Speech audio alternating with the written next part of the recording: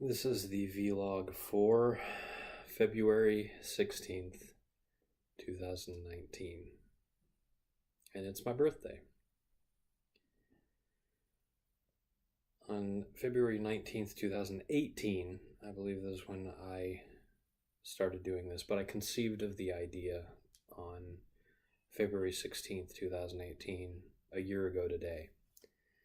I had the idea to catalog my daily life throughout the year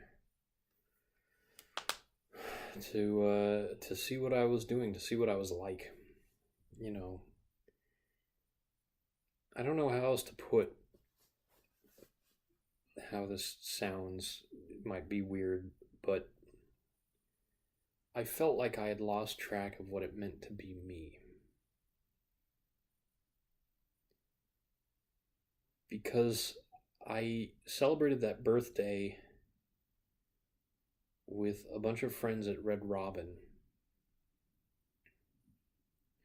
I invited a friend of mine, and she asked if her boyfriend, who has since proposed to her, and they're engaged at this point, if he could come. And she knew that I didn't have the greatest. I didn't like him that much. There's a car alarm going off, and I wanted to make sure it wasn't mine. But I don't have my keys in my pocket, so I couldn't have sat on them. And I hesitated, but I said, if I'm fine with him being there. It's not that big a deal to me, as long as he wants to go.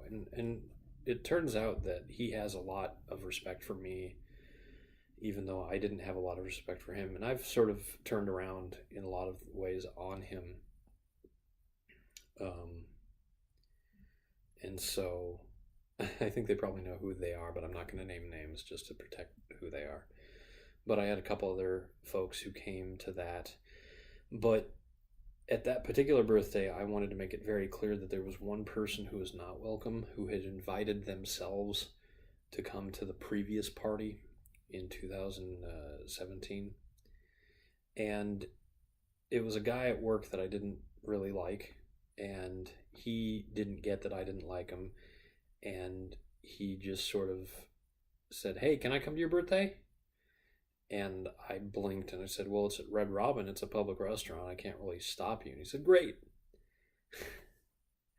And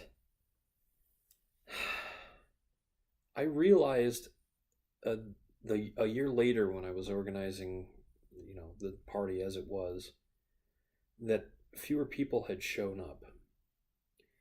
And, I sort of understood that it was because I had this sort of grumpy persona about me.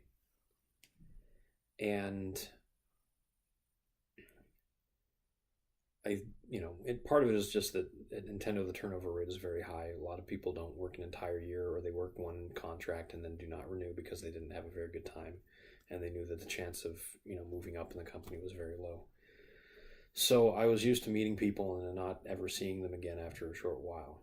And that continued to be the case. And even though I made a lot of good friends at Nintendo, a lot of them don't show up to my birthdays, or I just lose contact with them. And so I wondered if that was really me, if that person at work who was who did not suffer fools well, as you might say, who was grumpy and antagonistic and finding fault with lots of people. I wondered if that was me, or if that was a face I was putting on, and I couldn't tell the difference. I couldn't tell if the person I kept privately was just a dream of the grumpy man at work, the grumpy cat, as I was often called, or if I was someone putting on a grumpy cat persona. And having done this for nearly a year now, I think I've made itself clear to me that when I'm not trying to put on airs for other people, when I'm not in an environment where I'm expected to be a certain way, that's not how I am.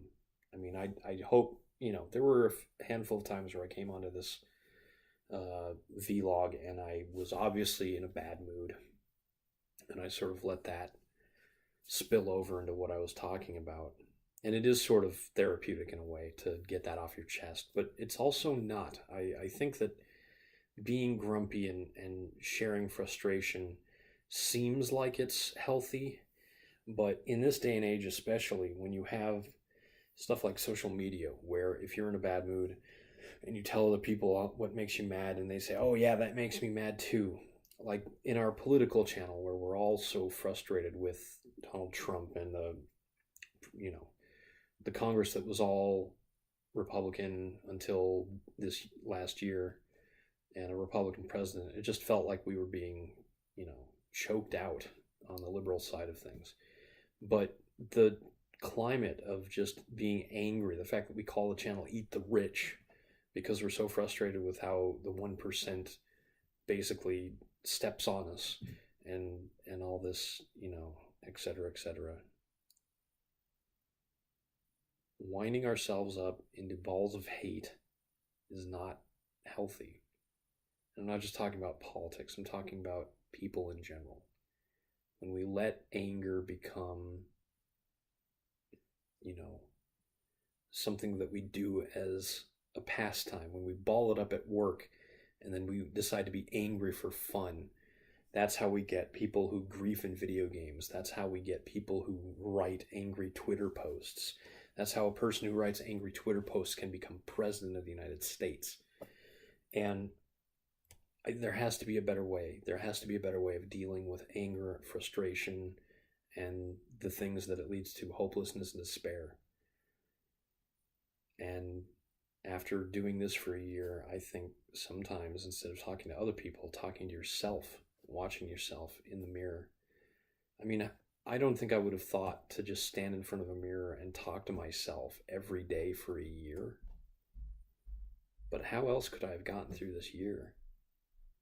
I mean, Leo passed away in April, a cat that I had lived with for 12 years, and who, until the day he was gone, I had taken for granted what an important part of my life he was.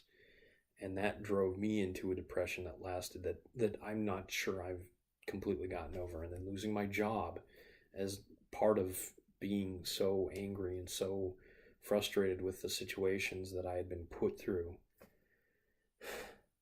It's sort of sad to realize that since I lost my job at the end of October, I've had November, December, and January, plus the 2 months that I've had on my 2-month break. Almost half of this year's vlogs have been while I've not had a job. And yet they've been some of the happiest times of my life, despite all the pain that has come with them, because the stress has mostly gone away. Now I've got a different kind of stress where I need to find a job, but I don't have that despair.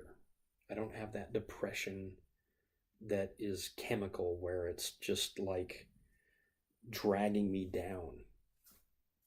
And it's because I do these. And I know I'm not talking to, like I said, I'm talking to a mirror for the most part. I'm looking at myself and hearing myself as I do these things. And there are people who have watched a couple of these. I'm always surprised when I see a video has gotten 4 or 5 views, because they're for me. They're not for anybody else. This whole project is for me. And I don't know what's going to happen to it after Tuesday. Tuesday is going to be a weird day because it's sort of a random day. Tuesday, February 19th. Doesn't really mean much except to me and anybody that's, if there's any human being on the planet that has watched all of these every day. I've done them all, and I haven't even watched every video in this vlog, which is a terrible thing to say, but it's true. On the 19th, Gundam Narrative is having a special one-night showing in America. It's a English dub version, which is not usually how I watch my anime, but since this is the only chance I'm going to have to watch this in a theater, and I didn't get the chance to do that with any of the Gundam Unicorn, which are among my favorite anime of all time, I'm going to do it. It's going to be sort of a late birthday present, if you want to call it that. I've already had my birthday present, which is Alita and Subnautica, gun narrative is just going to be the icing on the cake, so to speak. And I had a wonderful, delicious cake that my mom made for me tonight. I don't think I'm going to do one every day, but I want to try and do something just because it has made a difference. It's made me feel better. And sometimes it's the only thing that's made me feel better. And sometimes I think it's the only way that I could have gotten through some of the things that I've gone through this year. And I know that there's going to be sad things that are going to come again in my life. And I know that I didn't get my novel published and I lost my job and I had all these things happen to me. But I also have to remember that in the course of this vlog, I wrote an entire novel from start to finish in the course of 2.5 months. And I did work for a company that I loved for probably 7 months, 6 months. And I got a raise while I was at it. Maybe I didn't deserve it based on the way I acted and how I ended up losing the job from being put in a position where I could screw myself over that badly. But it gave me the knowledge that I could rise to that, and I can rise further. I know I can do better than I do right now. Certainly it's hard to do worse than I'm doing right now, but I still have hope.